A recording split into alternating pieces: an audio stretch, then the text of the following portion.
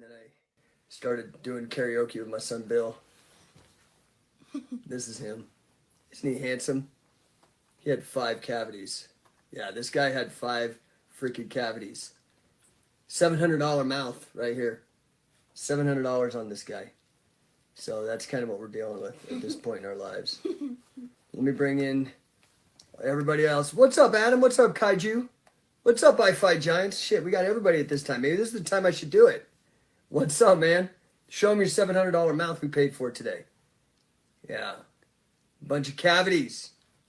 At the back of this tooth, there was a cavity, I'm pretty sure. Tell them about what happened. So, they put me under, like, anesthesia things, and they got, like, a drill. I don't remember it that well. They put this thing in my mouth, and then... You can keep telling them, I'm just getting the other group. Oh, and then they put this, like, thing on my mouth, and they were shaving, and then they put this other thing in my mouth, and it tasted like... I don't know how to say it. It tasted really weird, and then... Tasted like ass?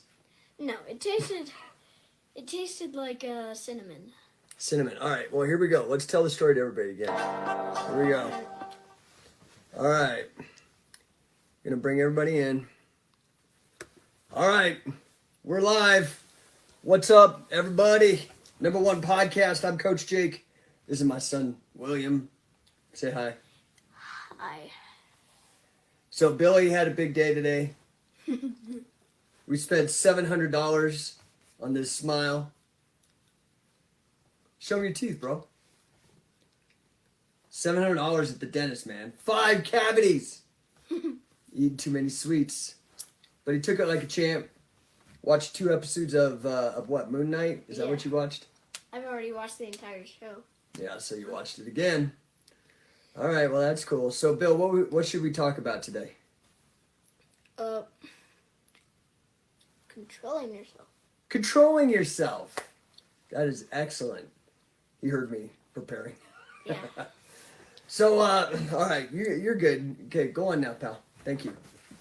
So, I hope you guys are doing good today. I want to talk about, look, either you control yourself or you're controlled. Control yourself or be controlled. That's it. Now, controlling yourself, and I'm not going to spend a whole long show today. I'm sorry. I know, usually I do these hour-long episodes, but man, it's been a long day. And I've still got to pack. Tomorrow I'm going to be in Southern California. Those of you can still sign up. There's still some space. Coaching Catch Training Camp down in Pinion Hills. Going to be doing a wonderful camp down there with Matt Mullen. Sam Cruston's going to be there. It's going to be amazing. I think we've already got like 12 guys, but I can fit in 3 more. So if you're not doing anything this weekend, man, challenge yourself.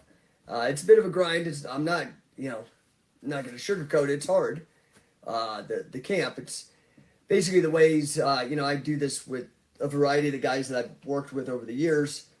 This one will be with Sam Crescent. When I go out to Florida, I work with my guys, Dave Petrone, his son Vinny. Harry Smith is there, son of the British Bulldog, one hell of a dude. I go down to Arizona. I'll have Sam, I'll have Jesse Merez come with me, work with my assistant coach, Gil, who's very close to becoming a full coach. So go to coachingcatch.com. Register, man. Come on. Let's do it. I do this shit, and I'm almost 50, and I'm all beat up. If I can do it, you can do it. Come on out. It's a good time. So, control or be controlled. Now, this is in wrestling, and this is in life, right? Hey, Adam, good to see you, brother. Man, I don't know how far Pinion Hills is, but love to see if you come out, say hey as a special guest. That'd be awesome. But otherwise, peace out, brother. So, control or be controlled. So if you're wrestling, now, there's tricks, there's levels to this game. And this goes for business as it does for grappling, right?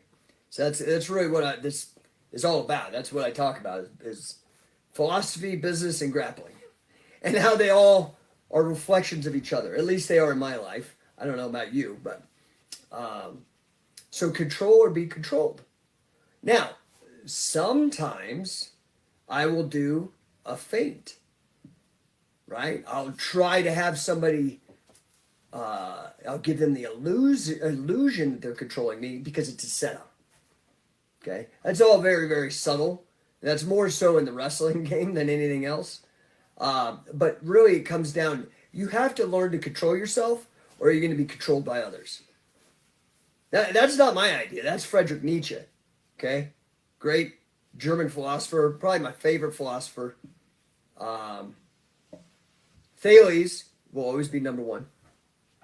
But Nietzsche, I think, is probably the most influential for me personally. And he has this phrase, those who can't control themselves will be controlled by others. And that's really where I'm going with this. If you can't control your emotions, somebody's going to control them for you. You're either being manipulated, okay? Or if you, let's say you get hot, you're at a bar, somebody does something stupid, insults you, or insults your lady or your family or something like that. If you can't control yourself, man, the cops are going to control you, right? And then the warden and the guards. So this is just generally a sound principle. So how do we learn to control? Hey, what's up, Marco? Good to see you, brother. It seems like this might be a good time, man, to actually do it at night. A lot of people on. I normally do the podcast around noon, but like I said, man, I was slammed today. So, yeah, so control yourself. Oh, and Marco is coming all the way down. He's come out of Fight Academy, coming all the way down from Ontario, Canada, to train at coachingcatch.com tomorrow. So, well, I guess on Saturday and Sunday. I'm flying out tomorrow, but and I'll be there till Monday. So, how do you learn to control yourself? And what, if you can't, and if we take this further, if you can't control yourself, you'll be controlled by others. Doesn't that imply that if you have it in your mind to control others, like in a wrestling match, you need to look for those moments where they don't have control of themselves? See how that works? So, how do we learn how to control ourselves? Through training. Through training. It's not hard. This is something people have been doing for thousands, if not millions of years. Training. If I want to be a virtuoso on the violin or piano, I train. If I want to be an excellent wrestler, I train and drill and practice over and over. I mean, shit, I got this stuff. I got it tattooed on my arm, man. Do it again. Right? So, it's training. So you don't want to allow, now how do we, let's say you can do all the wrestling training you want, but let's move it to other fields. How do I train so that if there's a perceived slight, that I don't have an emotional reaction that ends up ruining my life? The best thing, in my experience, is meditation. Okay? And I'm not talking some woo-woo shit. I'm talking just sitting down and learning how to control your mind. What is that? Single-minded focus. So it's easy to do that when you're obsessed with something, right? If I'm obsessed, hopefully it's a healthy obsession, it's easy for me to control my mind because I can focus it on something because I've got the emotions, I've got everything, I'm focused. But what if I'm so overwhelmed with emotion? So this is why you should meditate. What the Dalai Lama said, that like if we could get all the world's children to learn to meditate, there'd be world peace within a generation or so. I don't know, I'm totally fucking the quote up, but it's because you won't be a slave to your emotions. And whether you have a fight with your significant other, whether it's a business fight, whether it's something that has, or just some emotion, whether it's fucking Donald Trump or Let's Go Brandon, whatever, you won't get pulled off your pivot. Okay? So for example, and I talk about this often, when I came up in my early 20s, my mind was all over the place. I had just come out of, I had a pretty traumatic childhood. And I'd come out of it, and I was a fucking disaster because nobody had ever taught me how to control my mind, which in turn leads you to control your life. Nobody. I never learned that shit. And so, you know, I turned to drinking too much, to doing drugs, all kinds of dumb shit. What's up, Noelle? Hope to see you guys this weekend, you and Sonny, out in Pinion Hills. So, you know, what did I do? Started doing all these drugs, started slacking off at not really, I was in college, I was not getting good grades anymore. I went on a scholarship because my mind was a mess. I was, you know, all the trauma and everything of my childhood was just too much for me, and I didn't know what to do. Now, I luckily fell into Zen meditation. I tried. I went to counselors and all this. Thank the Lord. It was really before all the antidepressants and stuff hit the market. I think this was probably 91 when I went. It just, I was having an awful time. And I was like, man, this fucking therapy shit don't work either. All they want to do is have me talk about my problems instead of solve my problems, which is what I really needed. But to solve my problems, I needed to improve my life. And to improve my life, I had to get control. And to get control, I had to stop being controlled.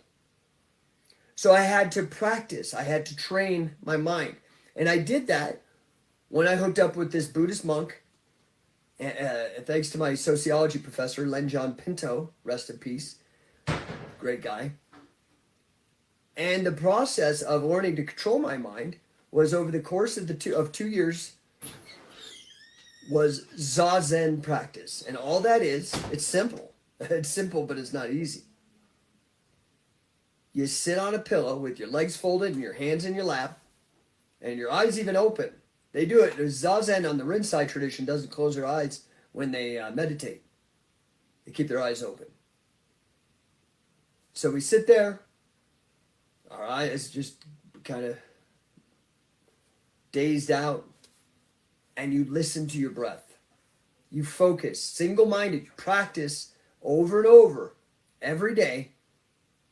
Single-minded practice. And Koyo, who was the monk who led the Zazen practice, he was straight up Zen dude, man. He came from Mount Baldy, was like devoted his life to this shit. He'd go and if he saw you weren't paying attention, he'd whack you with a stick. That's the Japanese way, man. At least Rinzai Zen. So as you sit there and you begin, you're like new to it. You sit there and you're listening, you're breathing, and then all of a sudden you notice your mind goes to groceries you forgot to buy. Or did I leave the burner on? Or that cute girl that you saw? Or some argument you had? Or, you know, and you start like, oh shit, back to the breath. And as you do it over and over and do it again, eventually you begin to have longer and longer periods of that single-minded focus. In the same way, if you're a bodybuilder or an athlete, doing a fucking curl. How many times you got to do a fucking curl till you get those 24-inch pythons or whatever that Hulk Hogan talks about, right? So how do you get control? Discipline. And all discipline is just showing up and doing the same thing over and over and over and over again, okay? And committing to it. And you know what? I did that. I got control of my life. And in fact, man, my life went, dude, I went on fire. I mean, I think I've told this story before. And you know, I think I've talked about this signature talk that I'm trying to give. Let me see if I can find the talk. I'll give you guys a preview of it. All right. Let's see here. I call it was Wrestling with Greatness. Now it's Grappling with Greatness. Okay, so here we go. My young body had nearly been destroyed. I had a stressful childhood. My parents divorced before I was 5. The very same year I started Pee Wee wrestling, by the way. By 10, I'd had gangrene poisoning after a botched appendix out. Now, at this time, the year was 1984, The Karate Kid was the big movie. And that really motivated. That helped me get my single-minded focus. I was too young to do it myself, and I got obsessed about The Karate Kid. And I used that and fought all the way to black belt by the time I was 15. So I had all this moving around and family trauma, and then had bad illness at the hands of a doctor, medical error. Fought all the way to 15, got my black belt. And then I got nuked hard. I got cancer. I got Hodgkin's lymphoma. And 4 surgeries, 6 months of chemotherapy, 8 weeks of radiation. Later, the 15-year-old body that I built up to I was about 6'1", 165 pounds, had withered down to just 117 pounds within weeks of that kind of treatment. And I was back to the same weight I was when I was 12. Right?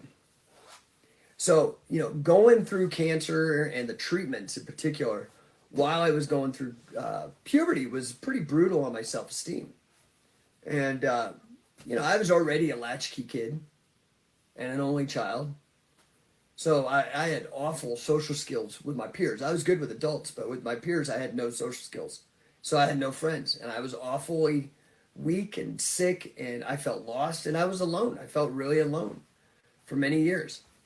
Now, because of the illness, it had kind of beaten it out of me. I was no longer really thinking about the Karate Kid. It kind of took the wind out of my sails, and I was horribly out of shape.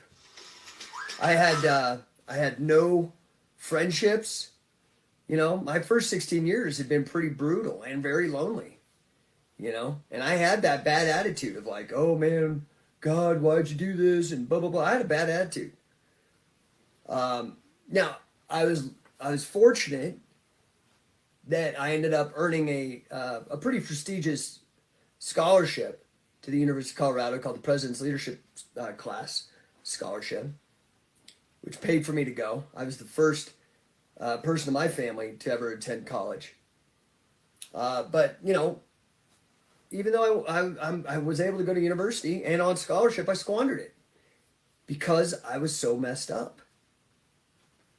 Right? And I was doing things that caused me to lose, things that I did not respect in others, I was doing myself. I started drinking, started doing drugs and stuff, and it was just a mess, man. I was a disaster.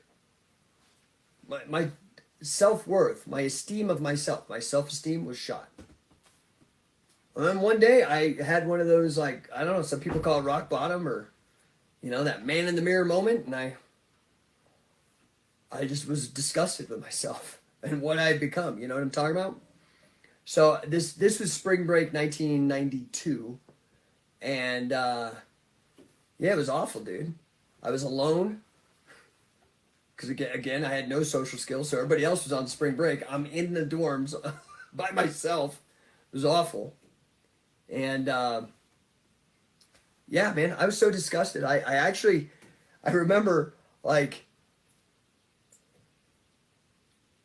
I was in the room and I was like freaked out and having so much anxiety. I remember they had these mounted mirrors in the dorm, and I just was like, and for some reason I just got down on the floor and I started doing push-ups. And the sad fact is that at 19 years old, I couldn't even do the 10 push-ups that I could do when I was at Mile High Karate at 10 years old.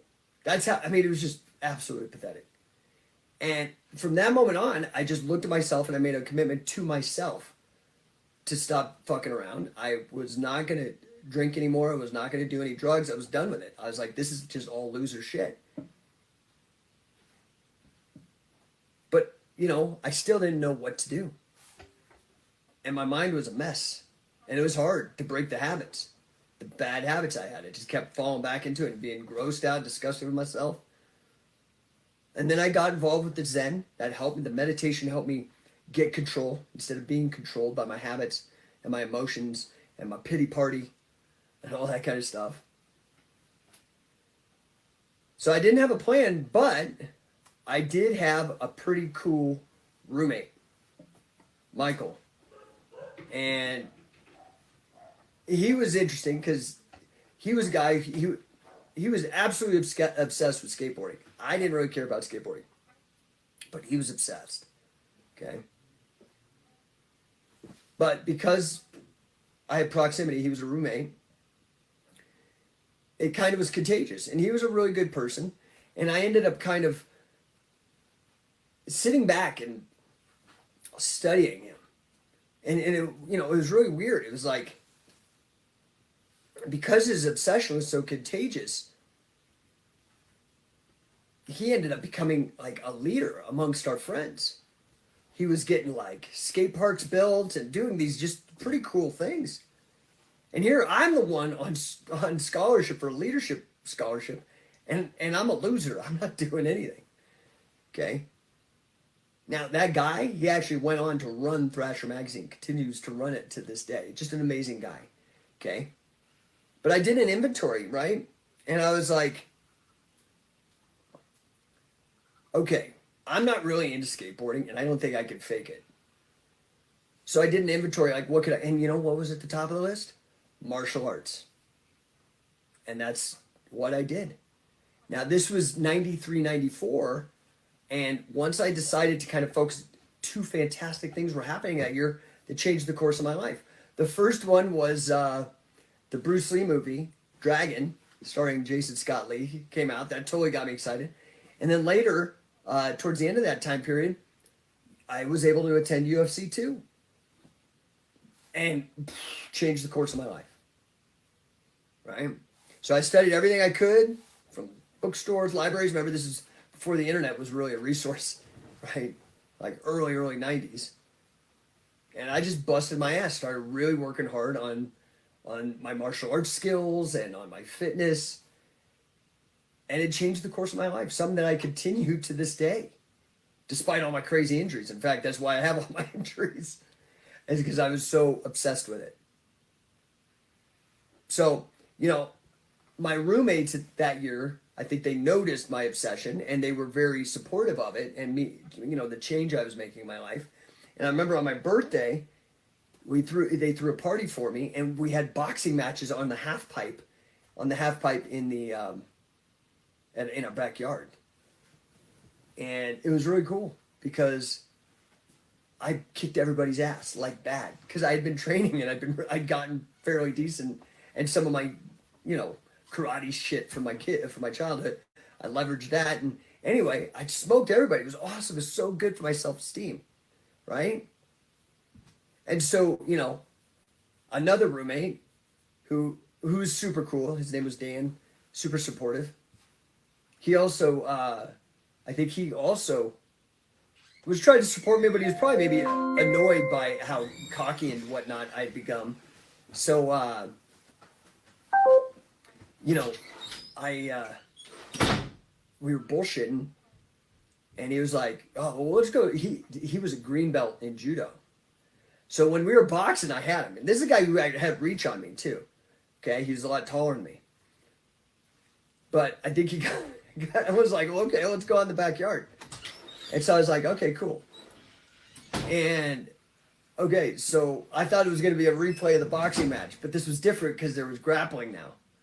And I could touch him, but every time he grabbed me, first thing I'd hit the air, and the next thing I'd do, I'd hit the lawn. And that happened for like an hour. It was so frustrating and disheartening, especially after I'd had that high, this like great moment of self-esteem like a couple months earlier, to get totally destroyed.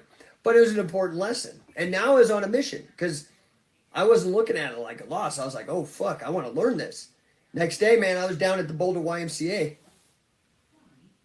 Signed up right then, man. Okay? And the funny thing is, like I said earlier, I'd been in Pee Wee wrestling and never, ever considered it like a value as a martial art until my friend put hands on me, right? Now, that was the same year that I really started reading Ayn Rand. Capitalism, the Unknown Ideal was the book. Totally blew my mind. So I also got a tape because I still was trying to dig myself out and try to be better. And I got I think it was 6 or 8 cassettes. I can't remember. Maybe it was 8 cassettes. Cassettes, remember that? It was like, it was on cassette. And the CDs hadn't even come out. And it was Tony Robbins' Ultimate Power. And I started listening to that, man. And, I mean, I was hooked, dude. All this personal development, this, like, improving my martial arts performance and, you know, capitalism and finance and business. Like, things were going on in my little head. I think I was probably 22 But it was so big, it changed the rest of my life. All because I started to get control of my mind and started to control my own life, to control the programming. I wasn't really learning any of this in college. I was an English English major at the time. I was learning all dumb shit that didn't have anything to do with anything, honestly. Reading fucking like Dracula and shit. And that's cool, but that you couldn't get hired with that skill. So now I'm reading and I'm learning about like personal development. I got Tony Robbins. I actually joined, back then the big company was Nightingale Conan. They had this huge library of personal development. And they had this great deal, man.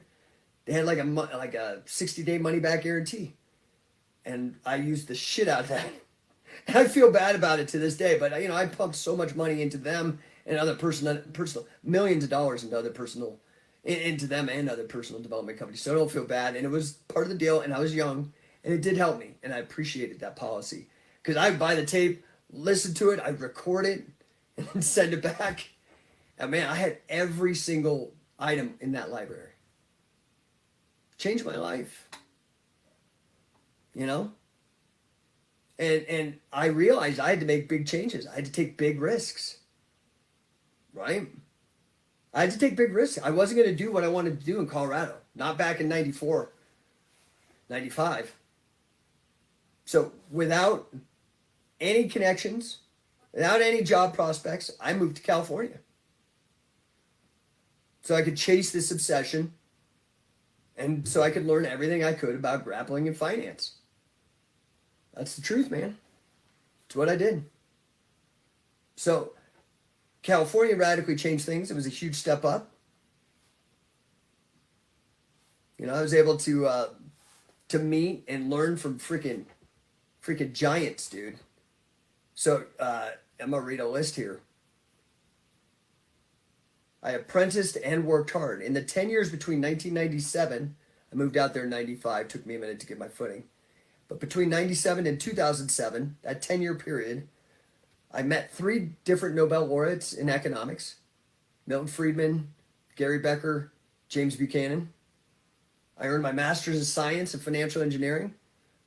I got a job as a professional statistician. I began earning 6 figures. I toured the entire North American continent as a professional wrestler. I got picked up by the Vans Warped Tour when they booked a pro wrestling act. I got mentored by Carl Gotch, Gene LaBelle, and a few members of the Gracie family. I created the Mace Bell.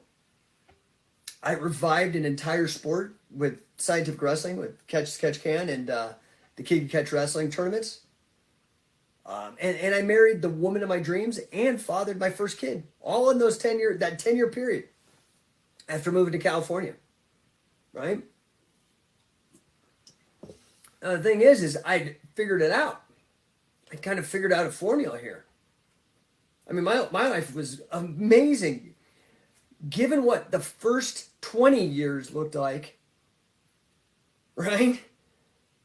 Until I was 20 years old, which was a fucking shit show, until what it looked like for the next 20 years. The following 10 years, I ran for U.S. Congress. I chaired a political party. I hosted a live two-way talk radio station on the 3rd oldest talk radio station in the country. I authored more than a half a dozen books, 2 of them which were bestsellers. I apprenticed and toured the world coaching with Billy Robinson, the legend. I helped my wife scale her business to the very top of its industry, software company. And I fathered 2 more kids. Okay? So it's like, once I figured out, hustled. Okay? So, the fact is now I even have more urgency to do even more and to have more impact, right? 2019, I almost died. I had a massive blood clot. And while in the hospital, while I was in the UK coaching, going around doing a tour. And when I came back and had all the diagnostic shit, CAT scans, MRIs, like every test you could possibly get, they found out that my left carotid had been collapsed for over a decade and that I had had strokes, right? So, mortality, which had led me to this formula for greatness, for controlling my life, stop being controlled. The mortality is driving me to do more, right? So now I'm on a mission. I know my life's purpose. I know it revolves around helping people with catch can wrestling and with business development. Those are two things I'm very, very good at.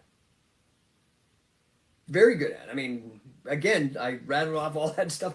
These are things that I've gotten very good at, but I don't think it's me. I think it's because I stumbled onto a bit of a formula, right? And that's what I talk about. I've been talking about on this podcast for a long time. 5 things, right? The first one, what I call a pillar of greatness, the first one is you got to get real. You got to deal with facts.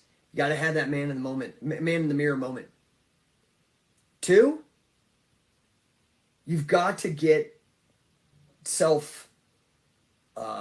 you've got to get that control. You've got to develop single-minded focus. You've got to be able to get obsessed and stay on something and commit.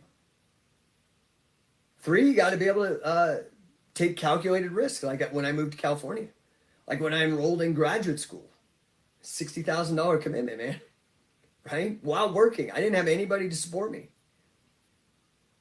So 3 is taking calculated risks.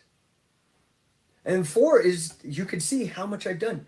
Massive amounts of effort. Okay, now the good news is that effort gets easier when it's something you enjoy. If you find that you're having a hard time doing your job and overperforming, just kicking ass,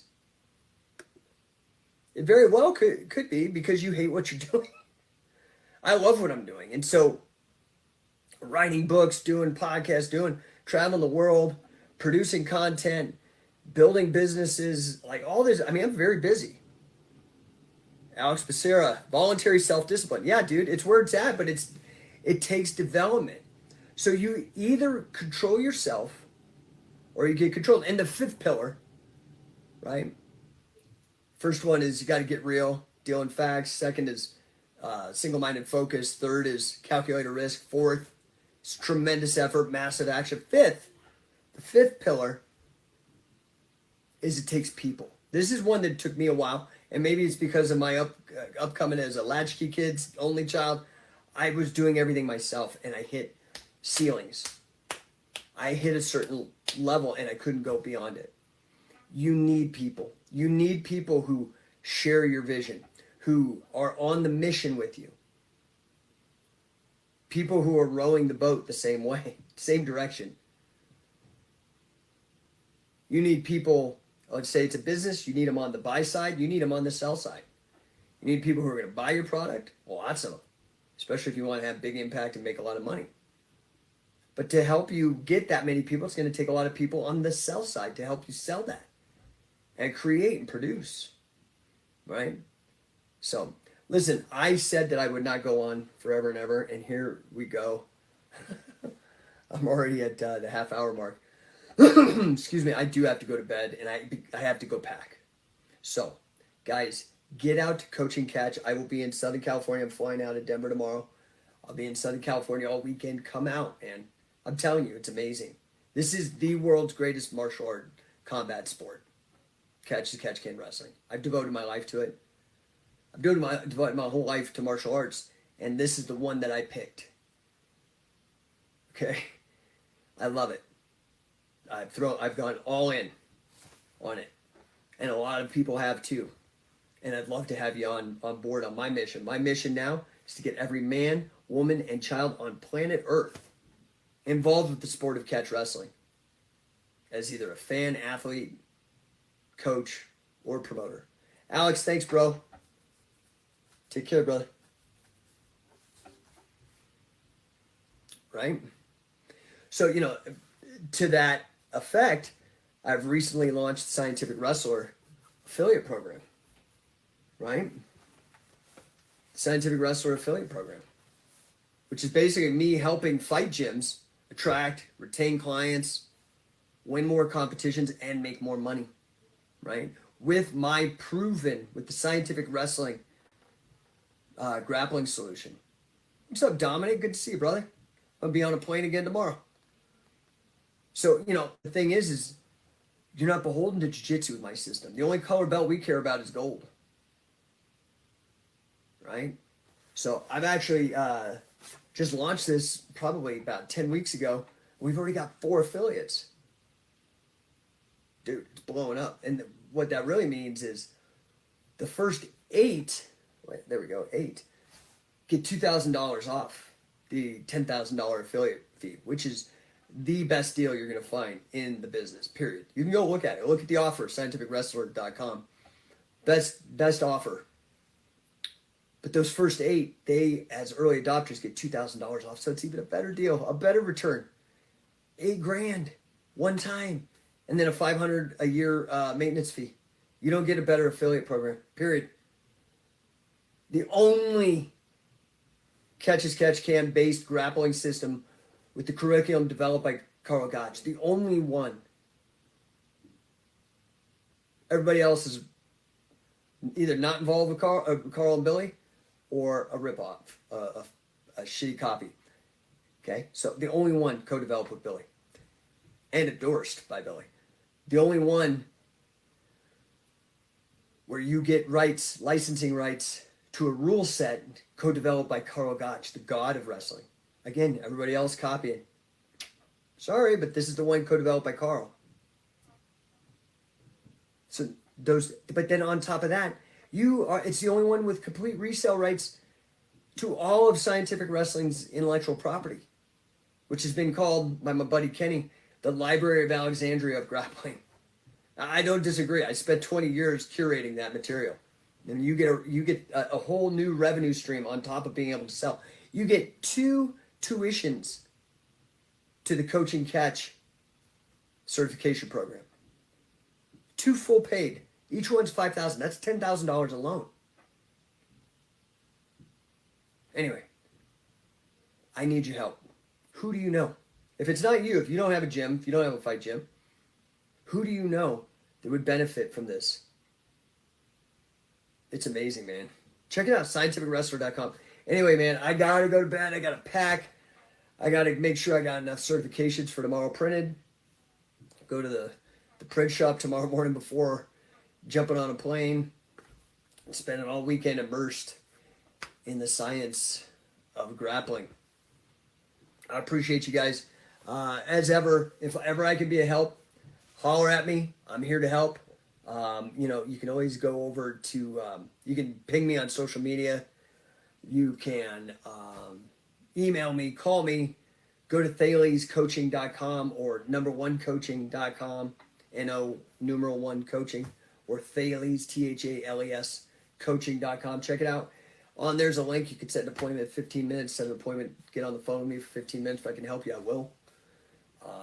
Thales and has all the different stuff I can do to help you. Of course, always you can go to scientificwrestling.com. That has a crap ton of stuff. 20 years of me busting my ass, writing books, producing films, doing trainings and events. Anyway, I appreciate you guys. I really do. Thank you for listening.